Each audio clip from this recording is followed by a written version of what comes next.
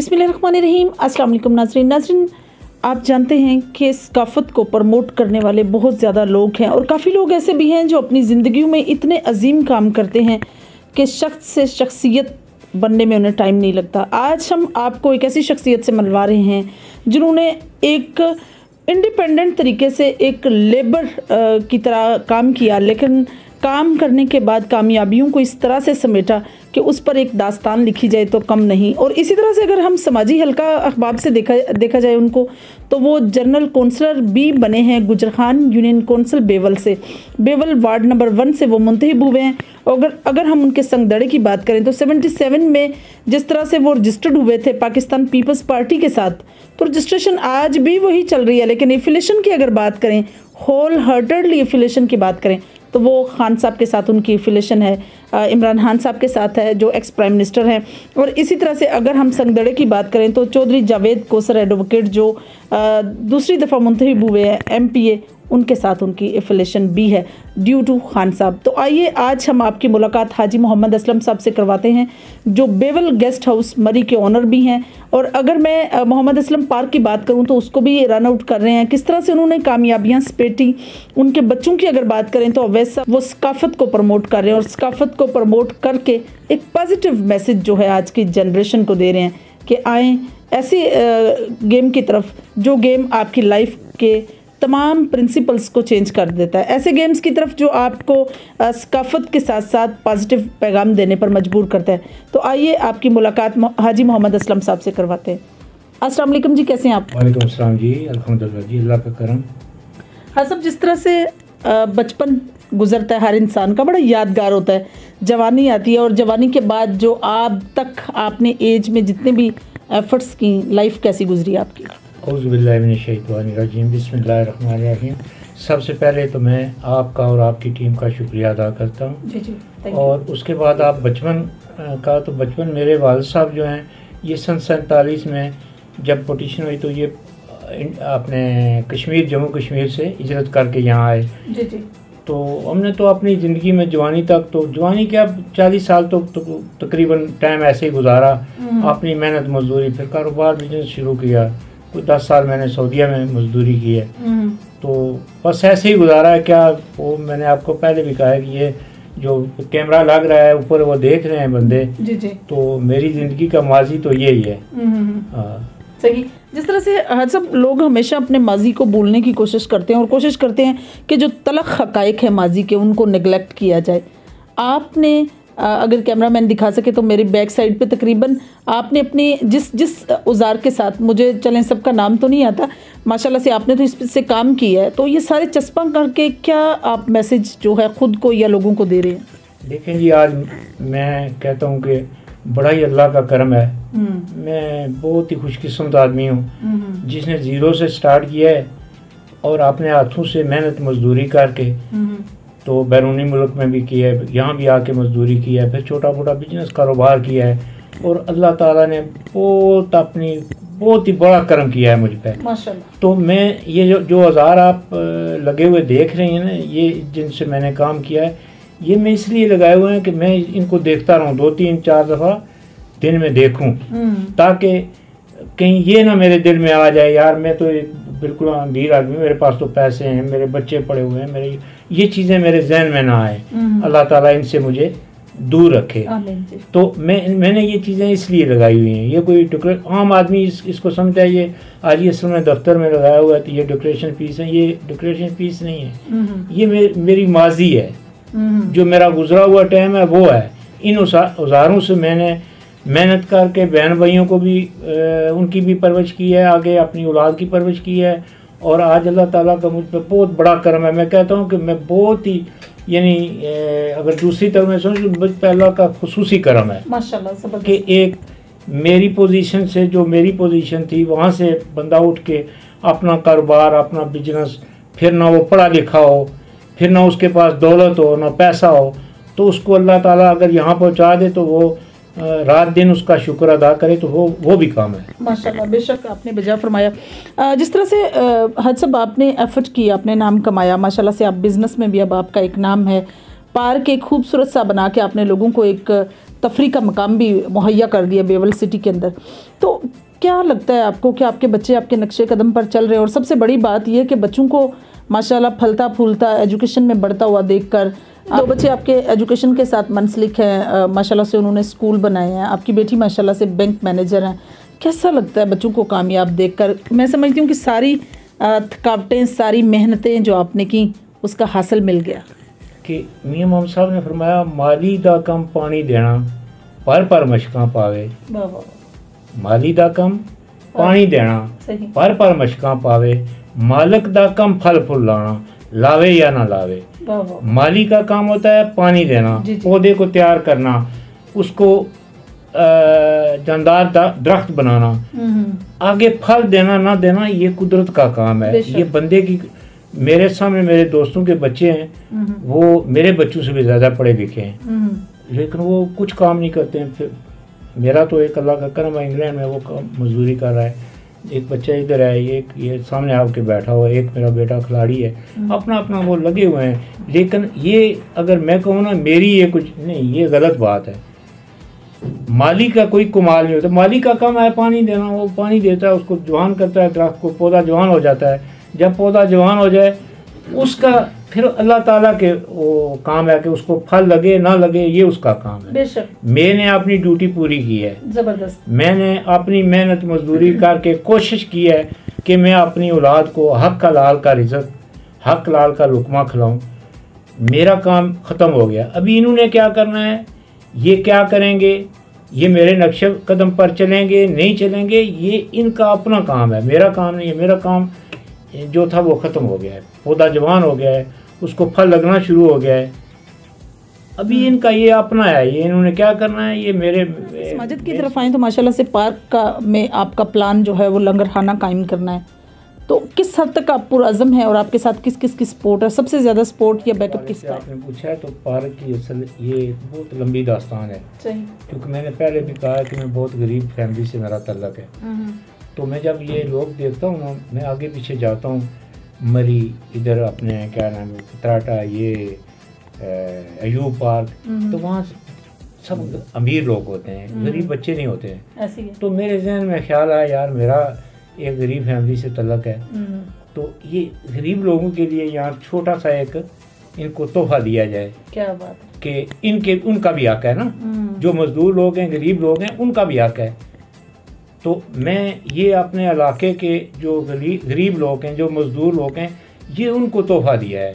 यहाँ कोई मेरी इनकम नहीं है। मैं आपको बताऊं कि मुझे कम से कम 1,80,000 70,000 रुपया मेरी जेब से जाता है हर महीने का, क्योंकि अभी काम नहीं है, क्योंकि जो हालात मुल्क के हैं आप तो मुझसे भी ज़्यादा जानते हैं। आप लोग आगे पीछे लोगों के इंटरव्यू ले रहे हैं, सब कुछ आपको पता है कि जो हालात चल रहे हैं। तो कोई बात नहीं है, वो इंशाल्लाह मैं इस जहन में ये बात थी, इसलिए ये पार्क बना। और फिर अब इसमें लंगर आना, और इसमें ये सारा मुकम्मल है। आगे आप मेरा ख्याल अगर कहें तो मैं आपको विज़िट भी करा देता हूँ। बर्तन वगैरह, वो चारपाई है किसकी, वो फ्रिज है ये मैयत रखने वाला, और सामान सारा ये मैंने गुजरांवाले से सारा ला के मुकम्मल किया हुआ है। कारोबारी हालात इतने ख़राब हो गए हैं कि अभी मैंने एक एम्बुलेंस लेनी है। मेरा प्रोग्राम था कि एम्बुलेंस भी अपनी मदद मैं अपनी मदद आपसे कर रहा हूँ, ये अल्लाह ताला मेरी मदद कर रहा है। आप कह रहे हैं किसकी सपोर्ट है, मुझे सिर्फ अपने अल्लाह की सपोर्ट है। आज तक ना मैं बच्चों से कुछ मांगा है ना मांगता हूँ। मैं एक ही ज़ात पर जो है ना वो यकीन रखता हूँ, शुरू से मेरा एक ही ज़ात पर यकीन है, वो मेरा अल्लाह है। मैं सिर्फ अल्लाह से मदद मांगता हूँ, अल्लाह मेरी मदद भी करता है।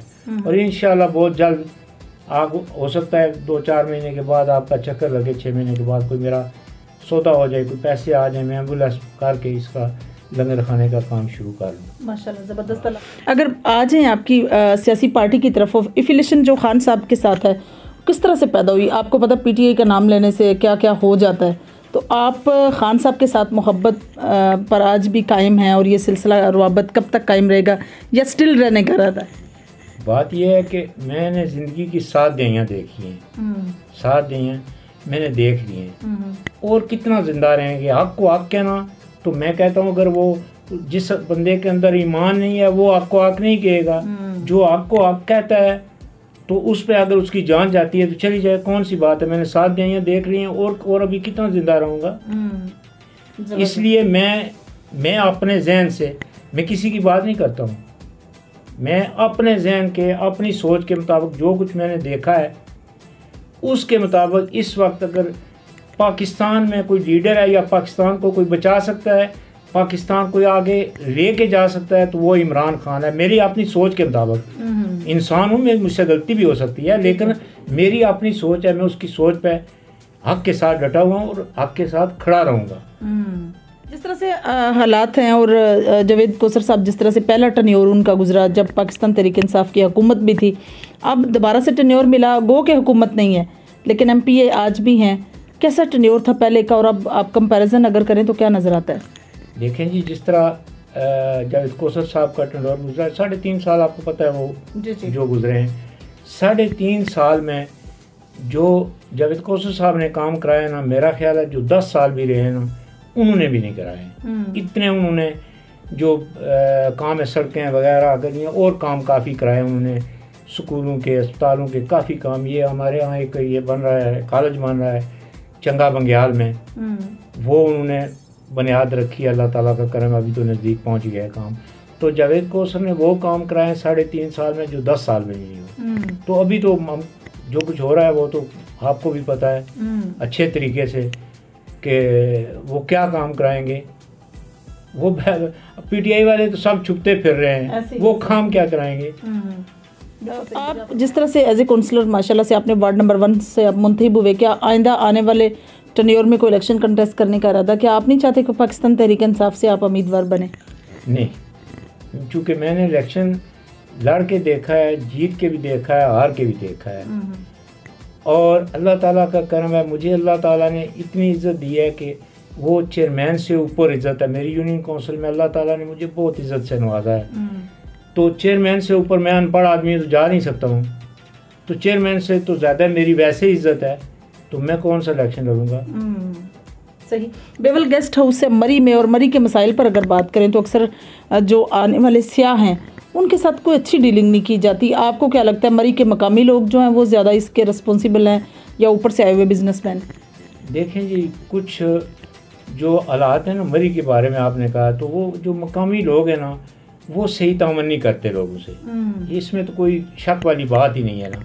जो लोग परेशान होते हैं ना, आ जाते हैं मरी विज़िट करने के लिए, तो उनसे जो है ना लोग वो सही तामन नहीं करते हैं।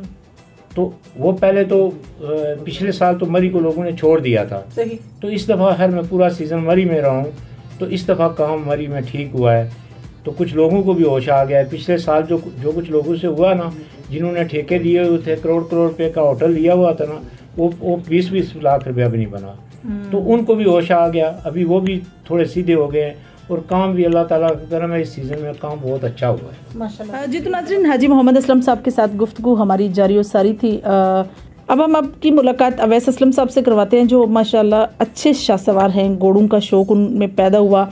और अगर हम उनके क्लब की बात करें तो bevel United tent paging club के फाउंडर भी हैं और उन्होंने बड़े अच्छे से अपने क्लब को भी ऑर्गेनाइज़ कर रहे हैं। आइए उनसे आपकी मुलाकात करवाते हैं। अस्सलाम वालेकुम जी, कैसे हैं आप? जी वालेकुम सलाम, अल्हम्दुलिल्लाह, अल्लाह का शुक्र है। आप सुनाइए, ठीक है? से हाजी असलम साहब के आप बेटे हैं और हाजी साहब की इतनी एफ़र्ट के बाद आप लोगों ने ज़िंदगियों में कामयाबियाँ समेटी हैं। ऑब्वियसली वालिदैन की बड़ी एफ़र्ट होती है, कैसा लगता है एक अच्छे वालिदैन की तरबियत के बाद एक अच्छा शहरी बनना?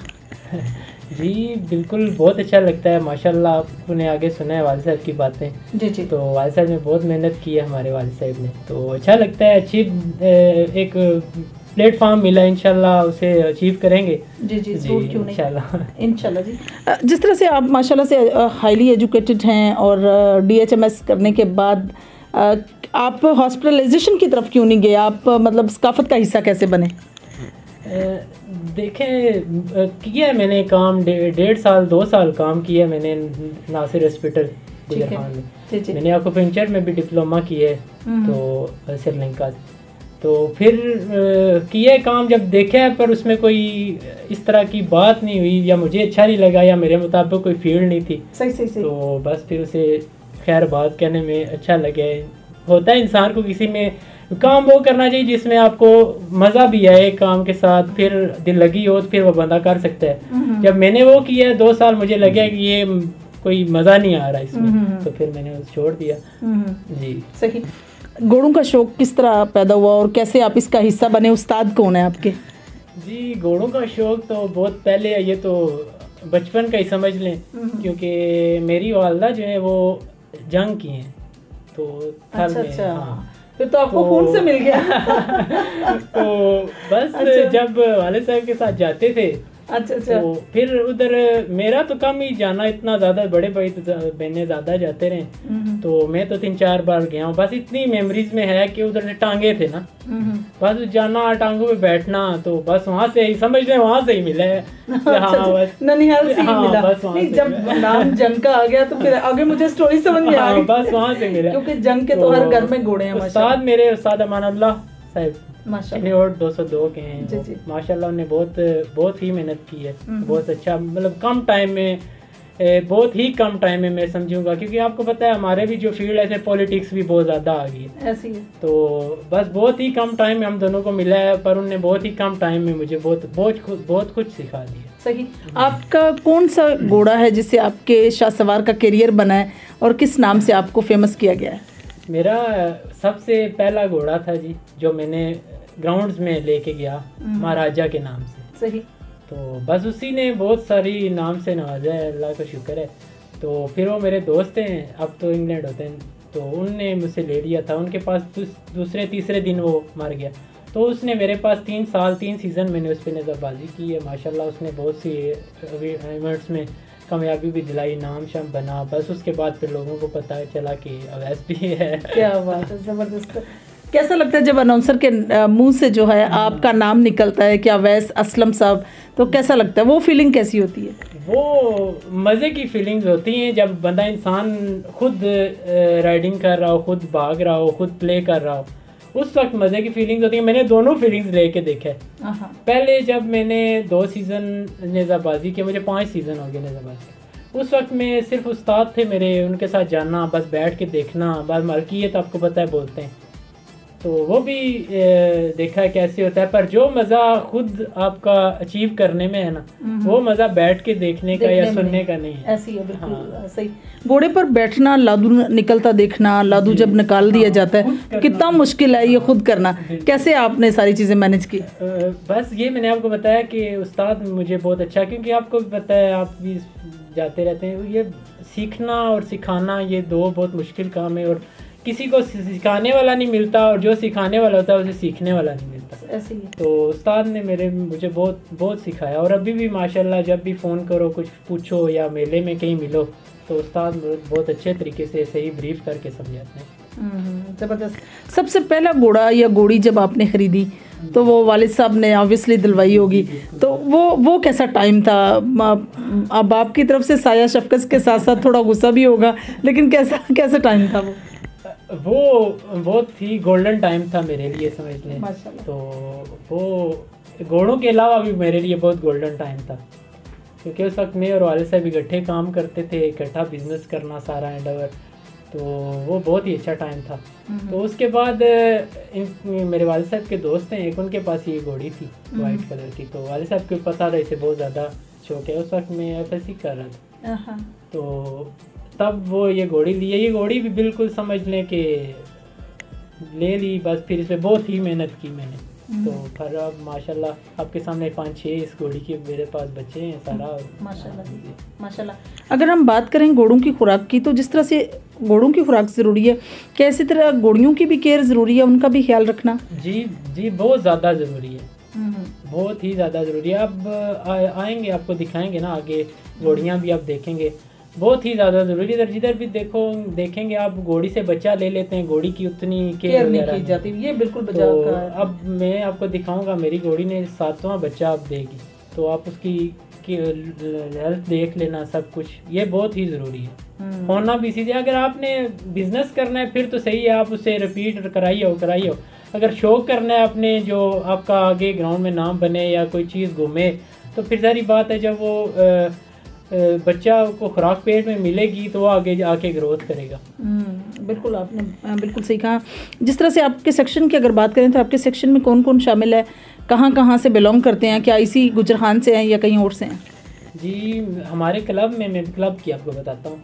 क्लब में हमारे 12-13 घोड़े दोस्त हैं। मेरे पास तो 2 घोड़े हैं, पर ज़्यादातर मैं अपना एक ही घोड़ा लेके जाता हूँ, या कोई ज़्यादा हमारे अगर एरिए का मेला हो जाए तो उसमें मैं 2 घोड़े अपने लेके जाता हूँ। और दोस्त जो हैं वो मेरे सभी मुझसे बड़े हैं माशाल्लाह से, तो बहुत ही रिस्पेक्ट करते हैं। सारे ही हमारे बेवल, समोट, जब्बर इधर के हैं, तो माशाल्लाह वो 8-9 बंदे हैं, वो मिल के हम एक क्लब चला रहे हैं। बस उनने समझने सारे ही मुझ पे ट्रस्ट करते हैं, तो जैसे मैं कहता हूँ वो चलते हैं। बस भाई हैं, वो बड़े हैं, रिस्पेक्ट करते हैं माशाल्लाह। ये था, मैंने आपको बताया कि मैं पहले भी मेडिकल रिलेटेड था, तो कुछ पूछते थे किसी से तो बस चलता रहता था। अब तो माशाल्लाह थोड़ा ज़्यादा हो गया लोग, हाँ माशाल्लाह। तो इसी फील्ड में था, बस वो हम बंदूक की थी और ये पर समझ थी कि ये इंजेक्शन किसका है, ये किसका है। फील्ड जब नया बंदा हो उस वक्त केयर वो ज़्यादा करता है, तो जब जैसे जैसे वो पुराना हो जाता है वो फिर डिपेंडेंट हो जाता है, मुलाजम पे हो गया, किसी कजन्स पे हो गया, या फिर वो उसका मसला ज़्यादा बनता है मेरे ख्याल के मुताबिक। तो उस वक्त बंदा जब नया हो वो फिर खुद काम करता है, उस वक्त इतना नहीं बनता जैसे मैंने स्टार्ट किया। मैं आपको अपना बता रहा हूँ। बिल्कुल सही। गुजरखान में घोड़ों का बढ़ता हुआ शौक कैसा मैसेज दे रहा है गुजरखान के लोगों को? बहुत ही अच्छा मैसेज दे रहा है। गुजरखान में अभी बहुत ही घोड़े हो गए, बहुत ही ज़्यादा। तो अभी 3-4 साल पहले आप चले जाएं, इधर इतने घोड़े नहीं थे, बस 2-3 क्लब थे थोड़े से, बस उन्हीं का सिस्टम था, चल रहा था। तो बहुत ही अच्छी बात है न्यू जनरेशन के लिए कि अब हम भी देखते हैं कि जैसे हमारे डेरे पे आते हैं लड़के वगैरह, राइड करने का शौक़ होता है उन्हें, इसी तरह सब पे जाते होंगे। तो फिर इसका ये मतलब है कि न्यू जनरेशन को इधर शौक़ हो रहा है, थोड़ा थोड़ा आ रही है। बस कुछ इस वजह से किसी का माली हालात या इस तरह का कुछ इशू है, किसी को घर रखने नहीं देते। अगर थोड़ा मेरे ख्याल में 3-4 साल बाद हमारे गुजरखान में जितने आप घोड़े से डबल होंगे इंशाल्लाह, ऐसा लगता है। हाँ। जिस तरह से आपका फर्नीचर का बिजनेस है और आपका शोरूम भी, उसको मैनेज करना, स्पोर्ट्स को मैनेज करना, फैमिली के साथ भी होना, कैसा लगता है? थोड़ा मुश्किल है, हाँ बहुत ही ज़्यादा मुश्किल है। आप देखें, मैं आपको बता रहा हूँ कि हमारी फैमिली में किसी को घोड़ों का शौक़ बिल्कुल भी नहीं है। तो हाँ, आसान हो सकता था अगर कोई होता, हाँ। शौक़ होता तो फिर तो आसान हो सकता था। तो बिज़नेस भी मैं जो फर्नीचर का था वो भी इसी तरह ही है कि मतलब सिर्फ मेरे पे ही है। तो साथ एक लड़का है उसका, और शौक़ जो घोड़ों का था ये मेरे साथ एक कज़न था मेरा, तस्लीम नाम है, माशाल्लाह उसने बहुत ही ज़्यादा मेरे साथ, मतलब अच्छे टाइम में बुरे टाइम में मेरे साथ खड़ा होने वाला बंदा है। तो उसकी वजह से दोनों घोड़ों का शौक़ मैनेज होता रहा। तो बहुत मुश्किल काम है ये, सही बात है। इस पे बिज़नेस पे बहुत सही ज़्यादा असर पड़ता है। मैं आपको अपना बता रहा हूँ कि बिज़नेस पे बहुत ज़्यादा असर, क्योंकि आप देखें जब फील्ड में होते हैं तो आपके पास कस्टमर आए, जब आपके पास कोई फील्ड वाला बंदा है, आप ज़्यादातर जो मेरी तरह शौक़ वाला बंदा है वो कस्टमर्स को तो टाइम नहीं देगा, वो मिस्त्री हो या किसी सेलमैन को कहेगा यार जाओ इन्हें अटेंड करो, और ख़ुद जाके वो जो उसके गेस्ट होंगे उससे अटेंड करेगा। तो काम पे बहुत ही ज़्यादा फ़र्क पड़ता है। सही। आखिर में आप न्यू आने वाली जनरेशन को क्या पैगाम देंगे कि वो किस तरह से आएँ और इस गेम में, नवाबी शौक़ में पार्टिसिपेट करें? आना चाहिए न्यू जनरेशन को इस फील्ड में। जी जी। हाँ, नवाबी शौक़ हमारे गांव के जैसा कल्चर है। अगर किसी के पास इतना मतलब है कि अपनी जैसे इधर ज़मीन होती है काश्त वगैरह की, तो फिर इतना मुश्किल ये शौक़ नहीं है। हाँ, अगर उसके पास कोई काश्त वगैरह के लिए ज़मीन नहीं है तो फिर तो ये बहुत ही मुश्किल, फिर बहुत ही नवाबी बन जाता है। तो फिर उसे एक्स्ट्रा नवाबी हो जाता है। हाँ, फिर उसे तो फिर मुकम्मल करना मुश्किल बात है। नहीं जी, तो नाज़रीन ये थी अवैस असलम साहब की गुफ्तगू जो आप लोगों ने सुनी, जो एक अच्छे बिजनेसमैन भी हैं और एक अच्छी कामयाब तरीन शख्सियत के बेटे भी हैं, और सारी चीज़ों को मैनेज करना, बिज़नेस को और साथ साथ गेम को, ये वाकई डिफ़िकल्ट काम है। लेकिन गेम नो डाउट ये बहुत अच्छा गेम है। इसका इतना अंदाज़ा हो गया हमें कि जब आप घोड़ों की मोहब्बत में इन्वॉल्व होते हैं या घोड़ों की केयर की तरफ जाते हैं तो फिर बाकी काफ़ी गैर अखलाकी हरकत से महफूज रहते हैं। तो वाकई आएँ बढ़ चढ़ कर, अगर आप इसमें पार्टिसिपेट कर सकते हैं तो इस सकाफ़त को प्रमोट करें ताकि हमारी यंग जनरेशन जो है एडिक्शन बनने की बजाय एक खिलाड़ी बने। खिलाड़ी भले वॉलीबॉल का हो, भले वो स्विमिंग का हो, या साथ साथ घोड़ों का शौक़ पालने वाला हो, हमारे लिए सारे ही बड़े इम्पोर्टेंट सकाफ़त हैं, प्रोग्राम्स हैं, बड़े स्पोर्ट्स हैं। तो आप भी इसका हिस्सा बने। इंशाल्लाह मेरी और आपकी मुलाकात होगी फिर किसी नए प्रोग्राम में। तब तक के लिए इजाज़त चाहती हूँ। अल्लाह हाफिज़।